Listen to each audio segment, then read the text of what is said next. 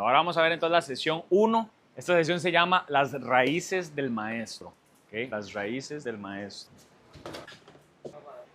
Entonces, vamos a estudiar un poquitito acerca del contexto cultural, del contexto educativo, del contexto social de Jesús. Y todo lo que vamos a estar viendo el día de hoy es acerca del maestro, ¿verdad? Si nosotros somos discípulos de Jesús. Debemos de estar siguiendo e imitando a Jesús.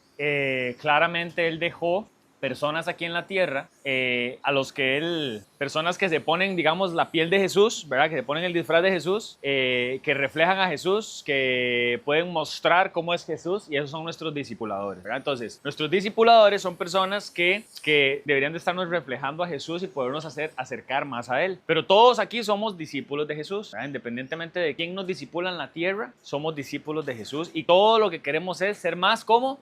Entonces, vamos a estudiar bien el contexto de Jesús, cuáles son sus raíces, de dónde viene Él, cómo fue su crianza, qué fue lo que Él pasó, porque el modelo que nosotros estamos estudiando de hacer discípulos, ¿quién lo inventó? No lo inventó Jesús. Jesús lo perfeccionó, pero el modelo que estamos estudiando de hacer discípulos ya estaba antes de Jesús. Lo que pasa es que Jesús lo perfeccionó. Entonces, Jesús llegó en un momento de la historia, en un momento del mundo, en el que hacer discípulos ya era la norma, ya era el TikTok de ese momento, ¿verdad? Todo el mundo sabía lo que era ser discípulos, todo el mundo sabía lo que era seguir a un maestro, todo el mundo soñaba con eso. Ese era el sueño de los niños, a un rabí, seguir a un rabí. Ese era el sueño de todo niño. Todo niño le preguntaban, ¿usted qué quiere ser cuando sea grande? Y ellos no decían, yo quiero ser delantero del Real Madrid. Ellos decían, yo quiero ser rabí. Ese era el sueño de todos los niños. Entonces, para que entendamos el contexto cultural, social, político, económico, educativo en el que estuvo Jesús y entendamos por qué el hacer discípulos funcionaba tan bien en esa época, en ese momento, por qué se trabajaba con la repetición, por qué se trabajaba con la imitación y todas estas cosas, porque nosotros hoy día tenemos que aplicar el mismo modelo. No se trata de cómo es nuestra cultura hoy, no se trata de cómo es la cultura en Costa Rica y cómo es la cultura en Estados Unidos y cómo es la cultura en Alemania y cómo es la cultura en Chile. Eso no importa, porque al fin y al cabo todos lo que tenemos que traer de vuelta es la cultura bíblica. ¿Cómo es la cultura bíblica y qué es lo que se nos pide de esa cultura? Entonces, vamos a entender por qué Jesús habla de la manera en la que habla y por qué Él no especifica y no explica muchas de estas cosas a profundidad. No tiene sentido porque todo el mundo ya sabía de lo que Él estaba hablando en esa época. Ahora, para nosotros ya no tiene tanto sentido porque nosotros no vivimos en una época, en una cultura donde la imitación y la repetición es la base de todo. Aquí ya la gente no repite nada. Si uno da el mismo mensaje un par de veces, ya la gente se aburre. Si el pastor predicó el mismo mensaje que predicó 3 meses atrás, la gente dice como, no, este man ya se quedó sin ideas. Este pastor no está estudiando más. Trajo el mismo mensaje que trajo hace 3 meses. Porque ya no estamos en una cultura de repetición. Pero ellos sí. Ellos querían, ellos anhelaban que les repitieran las enseñanzas. ¿Por qué? Porque ellos no tenían esto que tenemos nosotros hoy. Ellos no lo tenían. Entonces, la manera, y esto pasa en China ellos todavía se mueven así porque no tienen esto. Y en muchos países donde no tienen esto, la manera que ellos tienen para memorizar la escritura es a través de la repetición. O sea, si en este momento estuviéramos en una sinagoga en la época de Jesús, lo que yo estaría haciendo aquí es recitando las escrituras y ustedes repitiéndolas de vuelta. Y yo recito de nuevo y ustedes repiten de vuelta. Eso es lo que haríamos todo el día, todos los días, para que ustedes las puedan memorizar. Porque no hay pizarras, no hay Biblias. Yo no les puedo decir, ok, memorícense todos el versículo tal, capítulo tal, del libro tal. No se puede. La manera era empezar desde Génesis. En el principio Dios creó el mundo y empieza a recitar y ustedes recitan de vuelta. Así era como aprendían. No tenían otra forma, no tenían otro medio. Entonces, cuando Jesús habla en la Biblia de alumnos, de estudiantes, Él no especifica y Él dice, alumno es el que hace esto y esto, porque ya ellos sabían en ese momento que era un alumno. Para nosotros hoy un alumno es el que estudia 1 hora antes del examen y vomitó todo y después ya del examen no se acuerda de nada. Eso es lo que es un alumno para nosotros hoy en día. Alumno es el que tiene un examen a las 8 y a las 7 está con dolor de estómago porque está estresado que tiene que ir a hacer examen. Eso es hoy en día. Alumno es el que el profesor lo regaña, le manda boleta, que te hace pasar por enfermo para no ir a clases porque tiene que estudiar y tiene que hacer una tarea. Alumno es el que no cumple con las responsabilidades que tiene que hacer. Eso es lo que nosotros tenemos hoy como alumno. Pero ¿qué era un alumno en esa época? Alguien que imitaba, alguien que repetía, alguien que memorizaba. Y por eso Jesús no especifica en la palabra qué es un alumno, porque ya Él está hablando a esa audiencia, ¿ok? Entonces, ¿cuáles son las raíces del maestro? Jesús nació en un lugar que tenía era un momento histórico donde había mucha tensión política, ¿ok? mucha tensión política y mucha tensión religiosa. Lo que estaba pasando ahí era que toda la zona de Jerusalén, Galilea, toda esta zona estaba ocupada por el Imperio Romano, ¿verdad? Ustedes han visto eso. El Imperio Romano vino y conquistó toda esta zona y el emperador romano era el que se encargaba políticamente de administrar todo este lugar. Entonces, ellos no tenían realmente un líder político en ese momento. Ellos tenían que depender de lo que Roma quisiera hacer o no hacer con ellos. Durante los 400 años de silencio, ¿han escuchado los 400 años de silencio? ¿Qué saben de los 400 años de silencio?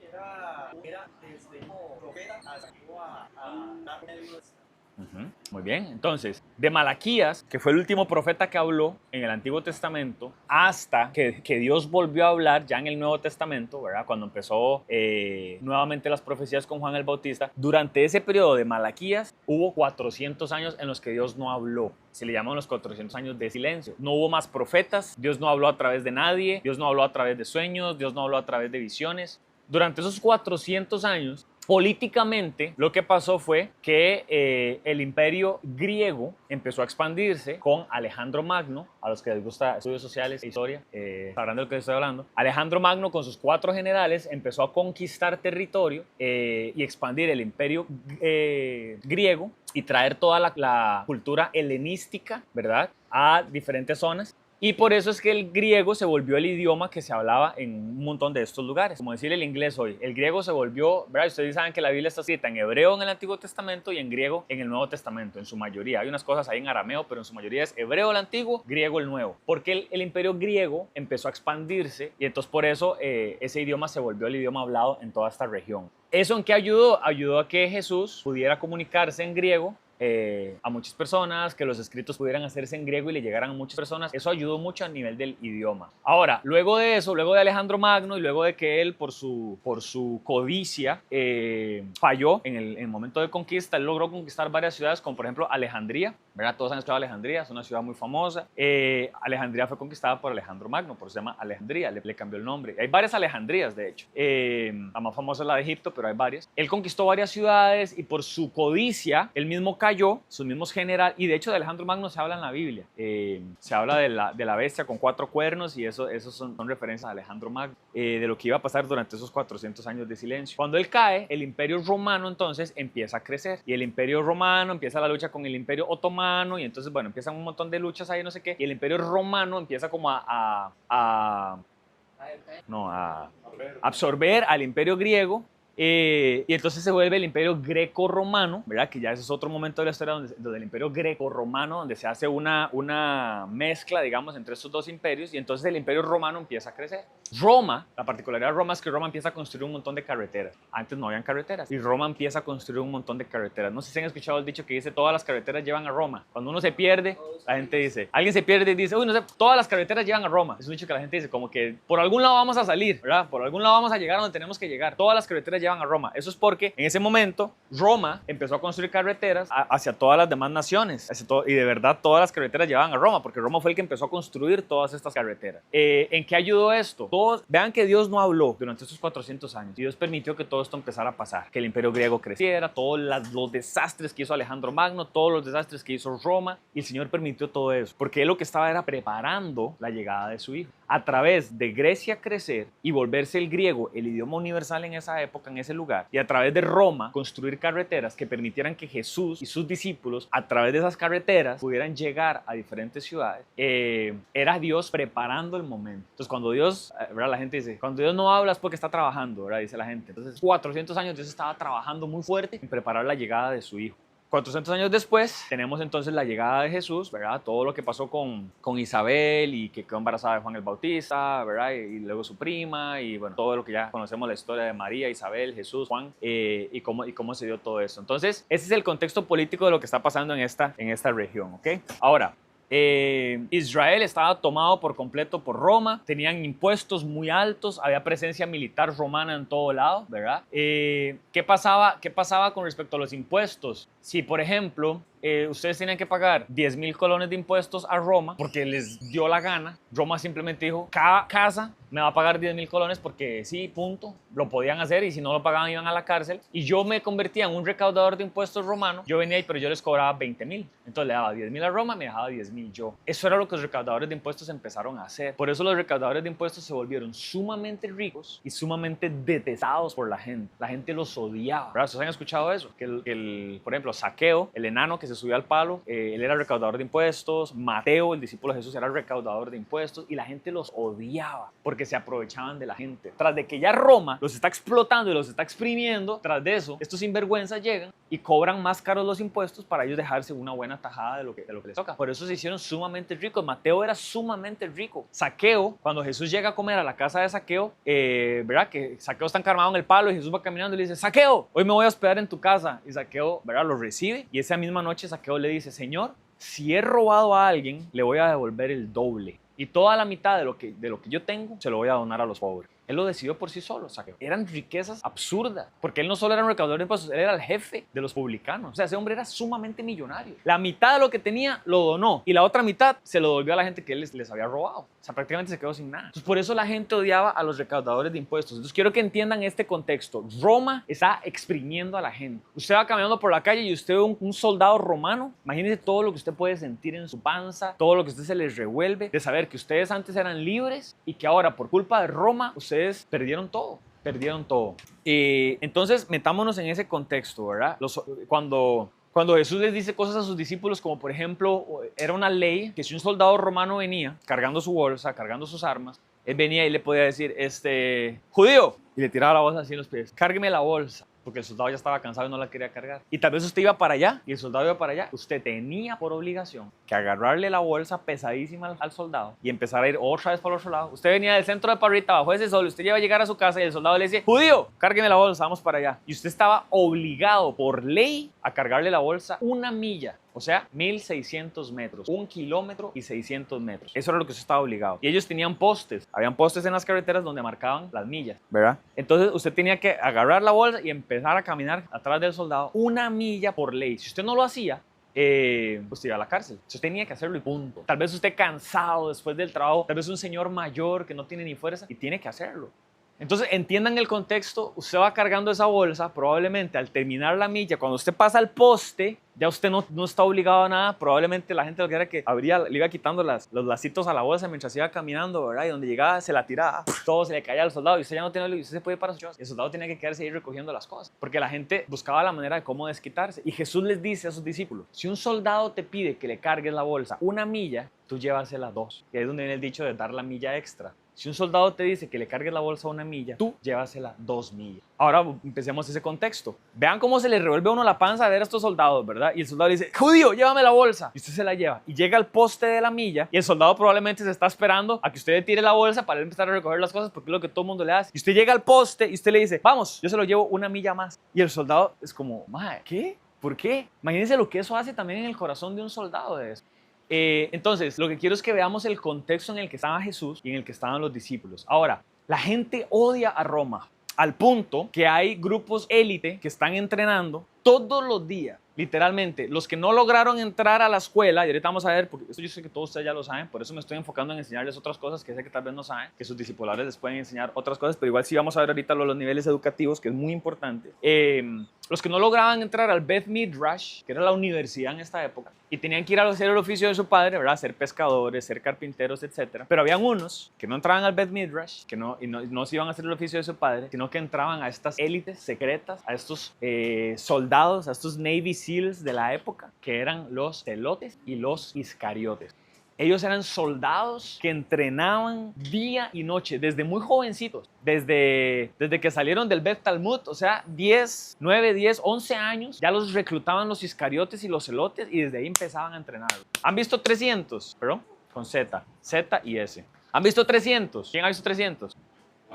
Mae, ¿qué les pasa? Y se hacen llamar hombres. No, mentira. Exacto.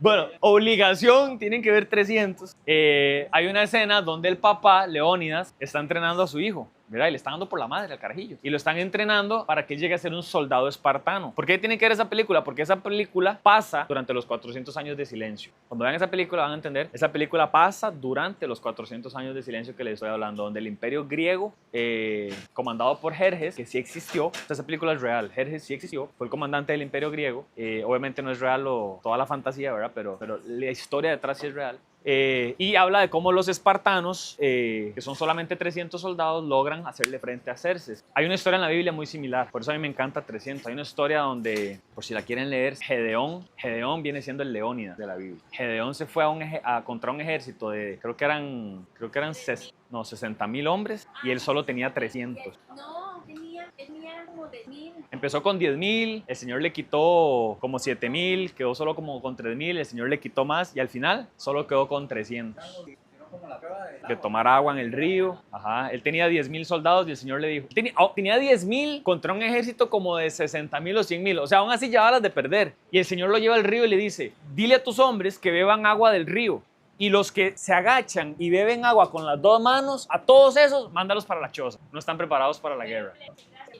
Que tenía miedo, Ajá. que sería ahí, imagínense. Sí, un montón se fueron porque ya llevaban las de perder. Y que los que tomaban agua con solo una mano, esos sí estaban capacitados. ¿Por qué? Porque quiere decir que estaban con la otra mano sosteniendo el escudo o la espada, listos para la guerra, y no estaban bajando la guardia, estaban tomando agua con una mano. Los que tomaban con las dos era porque dejaban sus armas, ¿verdad? Entonces al final él quedó solo con 300 soldados. Y eso lo que nos demuestra es cómo lo que Dios quería hacer con Gedeón era, si Gedeón hubiera ganado la batalla con 10,000 soldados, él hubiera dicho, es que somos muy buenos.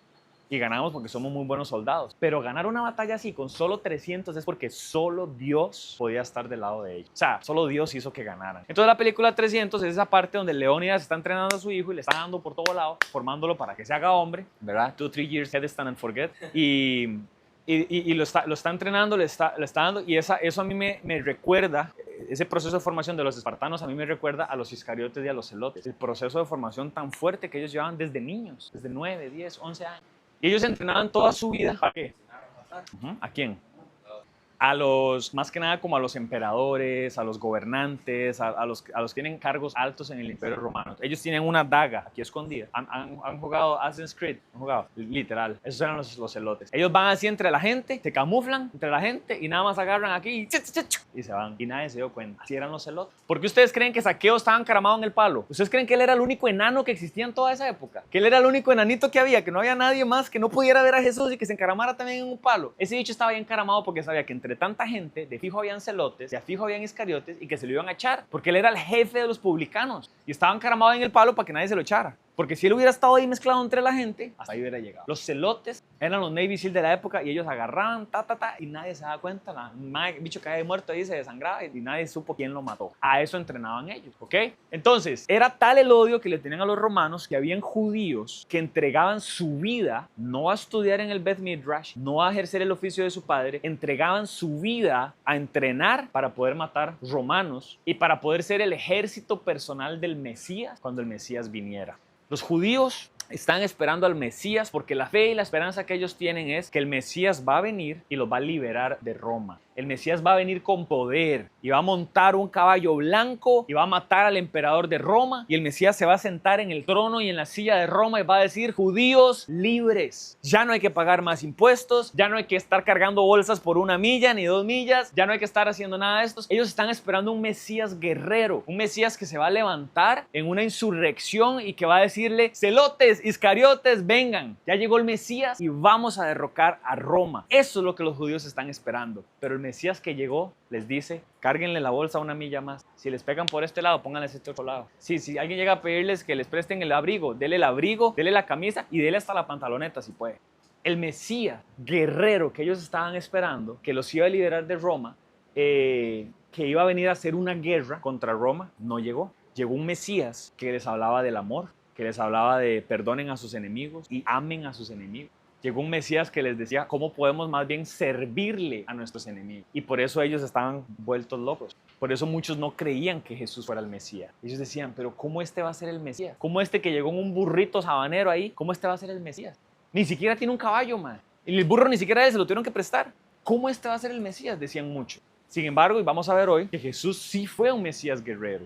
Jesús no fue un Mesías hippie, ¿verdad? Como todo el mundo lo pinta, que amor y paz, hermano, y no dejes que te hagan nada. Y Jesús sí fue guerrero, pero él no venía a destruir a Roma en ese momento. Y Roma representa la opresión de Satanás. No es que Roma es la caracterización de todos los males, no. Roma representa en ese momento a Satanás, ¿verdad? La opresión de Satanás. Entonces, claro que Jesús va a llegar en la segunda venida, es cuando Él va a venir y nos va a liberar de Roma, o sea, de la opresión de Satanás. Pero en ese momento Jesús está preparando su plan. Jesús viene a entrenar a sus discípulos y a establecer un modelo de entrenamiento de discípulos que se debería de estar pasando de generación en generación. ¿Ok? Entonces, entendamos el contexto de lo que los discípulos están viviendo en Roma y de cómo ellos odian, ¿verdad?, a toda esta gente.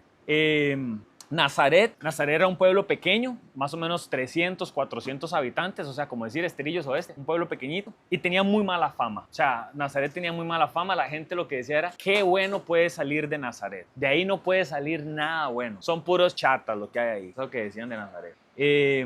Luego, está en Galilea, hay una parte de Galilea que era un cruce de caminos donde ahí era más que nada parte de los gentiles. Entonces todo esto, ¿verdad? Jesús estar él en Jerusalén, Galilea, Nazaret, pasar muchos años de su infancia en Egipto inclusive, no sé si eso lo sabían, ¿verdad? Que a los 2 años Jesús tuvo que irse porque lo querían matar. Imagínense, desde los 2 años ya querían matar a Jesús. Vean lo que tuvo que vivir nuestro Señor. Y uno dice como, ay, es que mi vida es tan dura y que no sé qué. Madre, usted nadie lo quería matar a los 2 años y tuvo que irse a vivir a otro país donde no sabía el idioma y no sabía nada. Jesús sí lo pasó mal y no tenía que hacerlo, mas sin embargo lo hizo. A los 2 años él se fue para Egipto y estuvo ahí más o menos como unos 6, 7 años. Aprendió el idioma, estudió ahí en Egipto, pudo aprender suficientes cosas que él iba a poner en práctica en su ministerio. Entonces, el poder él estar en Galilea, en Jerusalén, en Nazaret y en Egipto, le permitió conocer, se estima que él hablaba entre 2 a 3 idiomas, que le permitió a él poder alcanzar diferentes personas y él tenía un contexto amplio, ¿verdad? Obviamente Dios lo sabe todo, pero humano, Jesús persona, tiene un contexto amplio de lo que está pasando en todos esos lugares, ¿verdad? Entonces Jesús fue, y además él estudió, Jesús sí estudió, ahí en Egipto él estudió, y él entiende todo eso, ¿verdad? Entonces el ver estas diferentes culturas, el ver estos diferentes idiomas, ver cómo se trabajan las cosas, preparó su corazón para que el mensaje que él iba a dar fuera universal y no fuera solo para Galilea, no fuera solo para Nazaret. O sea, el mensaje que Jesús daba era universal y por eso él hablaba mucho en parábolas y él hacía muchos ejemplos de pescadores, de granjeros, de pastores, porque él creció en todo ese contexto, ¿verdad? Entonces, entendamos la manera en la que Jesús enseñaba. Él enseñaba a través de parábolas y sus discípulos le decían, ¿por qué enseñas a través de parábolas? Porque el mensaje de Jesús era para personas que no eran tal vez no eran tan estudiadas, ¿verdad? Personas más humildes que podían entender ejemplos. Jesús no enseñaba como tal vez los rabinos en esa época que, ¿verdad? Se ponían nada más a repasar escritura o se ponían a dar contextos muy profundos. Jesús enseñaba con ejemplos, él enseñaba con parábolas. Para que la gente pudiera relacionar y asociar una oveja perdida con el reino de los cielos. Porque el pastor entiende de ovejas y el granjero entiende de semillas. Y el recaudador de impuestos entiende de monedas y entiende sobre la moneda perdida. Y los que no son nada de eso y son papás entienden de un hijo perdido. Yo también les hablo del hijo pródigo. Entonces Jesús dio tantos ejemplos para que la gente pudiera relacionarse con lo que ellos podían entender. ¿Ok? Preguntas. Yo tengo que va así más curiosidad qué pasaba cuando ya podía ver su padre ingresar a luz, pero no, a ver. Ya casi vamos, porque todavía no hemos visto esa parte, ya casi vamos a ver los 3 niveles. De hecho, ya eso es lo que sigue, la parte educativa. Entonces, ya casi vamos a ver lo de todos los niveles educativos y qué pasa si no eran aceptados y todo eso. Entonces, guárdesela y si después de verlo no te queda claro, entonces lo volvemos a ver. ¿Alguna otra pregunta de eso que acabamos de ver, sin tomar en cuenta los niveles educativos? Bueno, eso lo de verdad, digamos, que esperaban como, ¿verdad? Que trataran de los romanos, ¿verdad? Y todo era, o sea, era una profecía, ¿verdad? O sea, como desde antes, estaban ya caballos, de los guiones. Sí, ellos estaban pensando de que esa venida del Mesías iba a ser como la venida definitiva, donde ya todas las profecías, digamos, se iban a cumplir, de que iban a ser liberados, y de que ya la opresión del dragón, y todo este montón de cosas, ¿verdad? O sea, toda la libertad que se les prometió desde que salieron de Egipto, ellos lo vienen cargando desde ese momento y dicen, el Mesías es, porque verdad, todo lo que Moisés hizo, luego todo lo que Josué hizo, Abraham, o sea, todos estos padres de la fe, fue la promesa de va a llegar un Mesías. Va a llegar un Mesías, va a llegar un Mesías. Entonces ellos entienden como va a llegar un Mesías que nos va a liberar de Roma, porque Roma es el que nos está oprimiendo. Pero era Roma en ese momento. Antes de Roma, ¿quién nos estaba oprimiendo? Egipto, ¿verdad? ¿Y cómo llegaron ellos a Egipto? Ellos no llegaron oprimidos a Egipto, más bien llegaron siendo casi que la realeza. Y eso ustedes se lo pueden estudiar, cuando José interpretaba sueños. José interpretaba sueños y los hermanos lo vendieron a Egipto. Imagínense, los hermanos lo vendieron a Egipto y él llega a Egipto y al final él crece ya y se hace la mano derecha del faraón y a través de eso él, en una hambruna que hubo muy grande, se logra traer a toda su familia. Se trajo a Israel, se llamaba Jacob y luego Dios le cambió el nombre a Israel y a sus 12 hijos y a quién sabe cuántas hijas y él se las trajo todas a Egipto para que ahí pudieran comer. Entonces, como José, el penúltimo hijo de Israel, era la mano derecha del faraón, estos bichos estaban a cachete. El faraón les dio una propiedad grandísima. El faraón mandó los carros reales a que los ayudaran en la mudanza y a traérselos de Canaán. O sea, ya ellos estaban en la tierra prometida. Se los trajeron de ahí a Egipto, ahí estaban a cachete, pero luego el faraón se murió, José se murió, Israel se murió. Toda esa generación se murió y muchos años después llegó un faraón que no los conocía y los esclavizó. Y dijo, estos israelitas son como conejos, se están multiplicando demasiado. Yo no sé ni cómo llegaron aquí a Egipto, son más que nosotros y si se quieren levantar nos va a ir mal. Entonces dijo, sometámoslos, hagámoslos esclavos. Y así fue como los israelitas cayeron en esclavitud dentro de Egipto. Pasaron de ser casi que de la realeza a ser esclavos en Egipto y por eso luego Moisés los saca de Egipto para llevarlos de nuevo a Canaán, que era donde ya de por sí había llegado Abraham desde el tiempo. ¿Entienden? Eso fue lo que pasó. Entonces, desde todo eso y hasta el día de hoy, Israel no ha dejado de ser oprimido por otros pueblos y no ha dejado de estar en guerra hasta el día de hoy. Y en todo eso, el Señor les promete, va a llegar el Mesías, va a llegar el Mesías. Entonces ellos dicen, el Mesías nos va a liberar de la opresión, así como liberó a nuestros antepasados de Egipto, así nos va a liberar a nosotros de Roma hoy. Eso es lo que ellos pensaban. Mas, sin embargo, no fue así, ¿verdad? El Señor no venía a liberarlos de Roma, Él venía a darles una liberación espiritual y a ofrecerles una salvación eterna, no temporal. Porque entonces los hubiera liberado de Roma, pero luego va a venir otro Mesías a liberarlos de Irán ahora y de Estados Unidos, ¿verdad? Entonces cada vez es quién está oprimiendo a Israel, quién sigue oprimiendo a Israel hasta el día de hoy. Entonces, en cada momento, ¿verdad? El Señor lo que dijo es, les voy a dar una libertad completa y absoluta, ¿verdad? Y que no fue solo para los israelitas, sino que se extendió hasta los gentiles. ¿Quiénes son los gentiles? Nosotros. Los que no nacimos en Israel somos gentiles. Entonces la salvación se extendió a todos los demás pueblos de la tierra gracias a Jesús, ¿verdad? Pero ellos crecen pensando, cuando el Mesías llegue, se va a armar una guerra y nos va a liberar de Roma y todo va a ser color de rosa, ¿verdad? Hay muchos judíos que creen que Jesús no fue el Mesías, entonces lo siguen esperando. Hay dos tipos de judíos. Están los judíos mesiánicos, que son los que creen que Jesús sí fue el Mesías, y están los no mesiánicos, que ellos creen que Jesús fue un profeta más, ¿verdad? Que fue muy bueno y ya, pero que no fue el Mesías. Exacto. Muy bien. ¿Listo? ¿Listo con esa parte? Ok. Vamos entonces a ver la parte de los niveles educativos.